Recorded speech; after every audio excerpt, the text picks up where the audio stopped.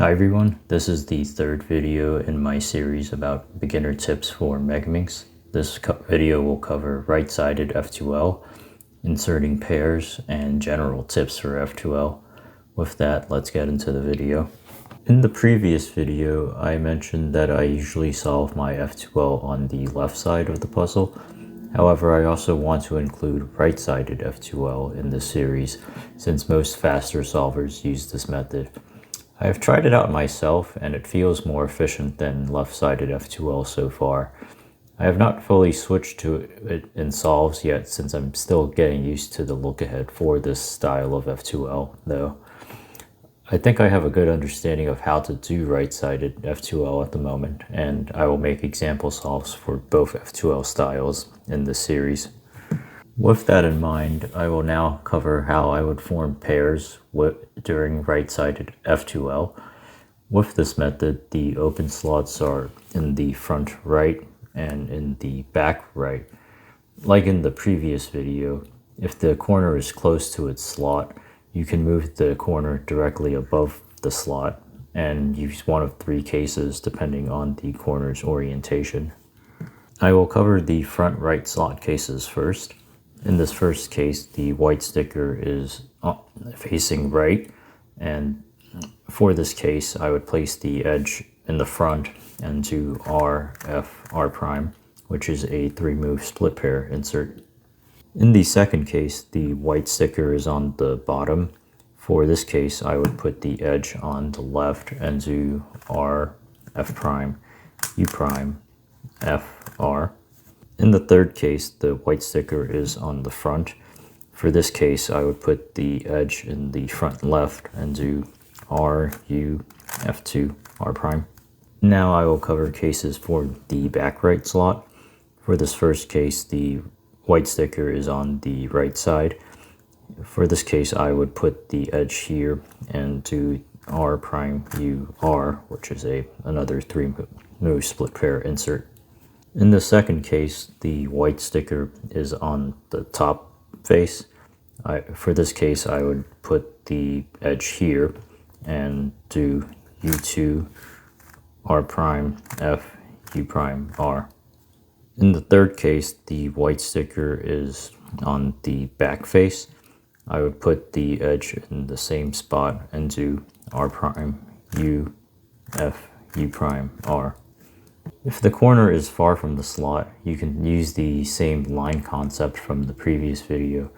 For right-sided F2L, you would mainly adjust the line with your left hand, while you would use your right hand to do a couple U moves and to insert the pair later on. Most cubers will already do U and U2 with their right hand, so learning how to do U prime with your right hand will help free up the left hand more. You could also try doing a U2 prime with your right hand to cover all options, but I don't really do that with this finger trick myself, and I also haven't really seen that type of finger trick in other people's solves. Instead, if I plan to do a U2 prime later, I will try to regrip quickly after any of my left-handed moves. So one example of that would be do like an L. I can do an L and then do a U2 prime right after. Do like a L2 prime, then a U2 prime after that. Now I will cover inserting pairs.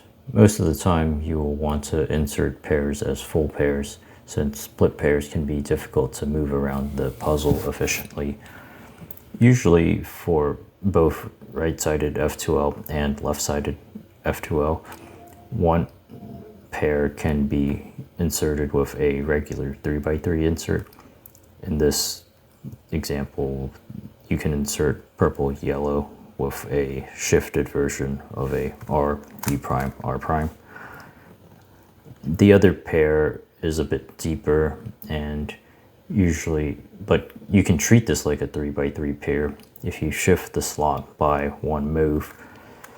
This shift can usually be combined with the insertion itself to smoothly finish a pair. So for green, purple, you can do an R2 U prime, R2 prime to insert that to finish that F2L pair.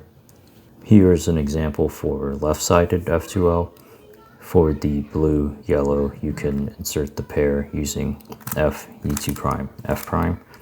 And then for this blue, red pair, you can shift this slot with an F prime, then do U2 prime, R prime to bring the pair in, and then do an F move to close the slot. One tip for insertions is to get used to inserting the pair from multiple angles instead of always bringing the pair next to the slot it needs to go to. For this yellow blue from here, you can insert the pair using F, U2, F prime.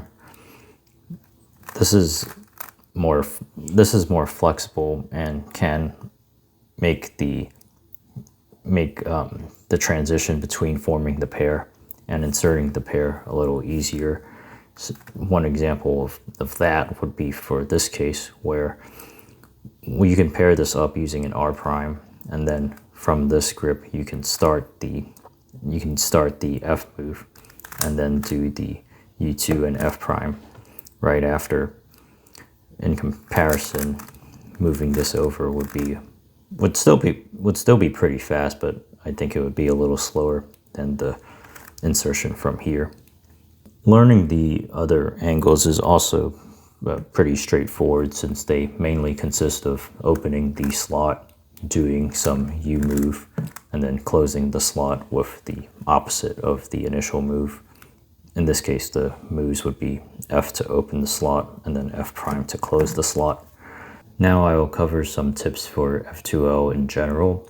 The first tip is that it's important to get used to the minimal moves that you need to do to move your pieces around the puzzle. 3x3 F2L uses triggers like R, U, R prime to preserve solved pieces, but since Megaminx F2L has a lot more unsolved space, the full triggers are often unnecessary for if you're trying to like pair up two pieces or trying to move a finished pair to a different location. In this case, you could try to pair these up using R, U, R prime, like this, or it's like kind of like a 3-move insert. But you can see that just doing the BL prime would bring the pieces together with 2 fewer moves. In F2L, sometimes the solutions can take a few rotations and include moves on multiple faces. To help navigate these solutions, it helps to split their